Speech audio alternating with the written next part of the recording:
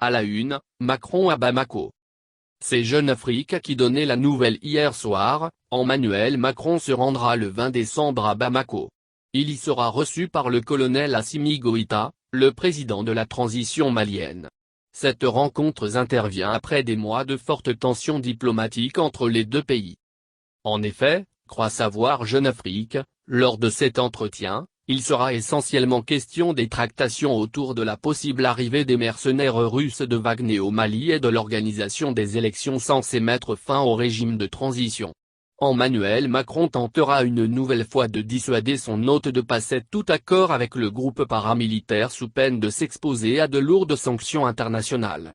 Partageant la fermeté de la CEDEAO, il lui répétera aussi l'importance de tenir des élections d'ici à la fin du mois de février, comme il s'y était engagé au début de la transition. Lors d'un sommet à Abuja, le 12 décembre dernier, les chefs d'État ouest-africains avaient annoncé qu'ils décideraient de nouvelles sanctions si rien n'était fait en ce sens d'ici au mois de janvier. Le calumet de la paix? Dans la presse malienne, c'est la stupeur. L'annonce en a surpris plus d'un, s'exclame Malikile. Il n'est un secret pour personne que le courant ne passe pas entre les deux hommes. Il ne s'agit ni d'une visite officielle ni à plus forte raison d'une visite d'État, relève le site. Formellement, Emmanuel Macron est en route pour Gao pour partager un dîner de Noël avec les troupes françaises encore basées dans cette localité. Bamako ne serait donc qu'une escale? Ou le dîner de Noël ne serait qu'un prétexte pour maquiller la forte nécessité de rencontre entre les deux hommes?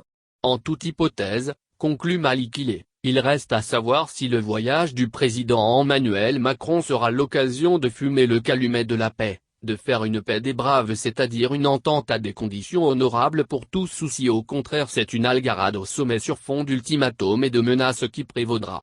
On saura lundi. Coup de poker?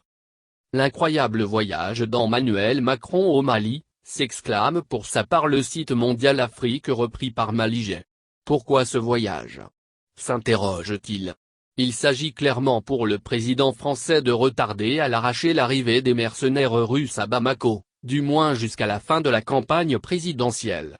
Des images de sécuritaires maliens et russes au cœur de ce Mali où la France, à grands frais, a envoyé des milliers de soldats français, serait une totale humiliation pour les dirigeants français. Emmanuel Macron tente un coup de poker, comme il aime le faire dans le domaine international. Il n'est pas certain qu'il remporte la mise, estime Mondial Afrique, tant un sentiment anti-français tenace s'est développé au sein d'une opinion publique malienne qui pourrait bien se manifester durant ce voyage. Vers un gentleman agrément? Justement, que va chercher Jupiter dans cette galère? S'interroge en écho le quotidien aujourd'hui à Ouagadougou. Réponse: Emmanuel Macron devrait essayer de ramener les putschistes à la raison, notamment sur l'organisation des élections, malgré la défiance et le fait qu'un ressort s'est cassé entre la France et le Mali. Et le quotidien burkinabé de s'interroger, Jupiter et Goïta sont-ils condamnés à s'entendre, ou à trouver un gentleman agrément? Le Mali et la France, bien qu'il y ait mille raisons d'un divorce, seront-ils forcés de faire taire leurs divergences? En tout cas, on peut dire que le Mali marque un petit point par rapport à la France, car après la tempête politico-diplomatique, c'est bien Macron qui va chez Goïta, ce dernier jusque-là jugé infréquentable par Paris. Mais cette courte échelle, il ne faudrait pas en abuser, conclut aujourd'hui, le Mali et le Sahel ne sont pas dans une bonne posture sur de nombreux plans, à commencer par la sécurité. Or qu'aucun dise la France demeure un allié précieux. Wagner et l'or malien. Enfin, Le Monde Afrique publie une longue enquête sur le mode opératoire de la milice russe Wagner en Afrique.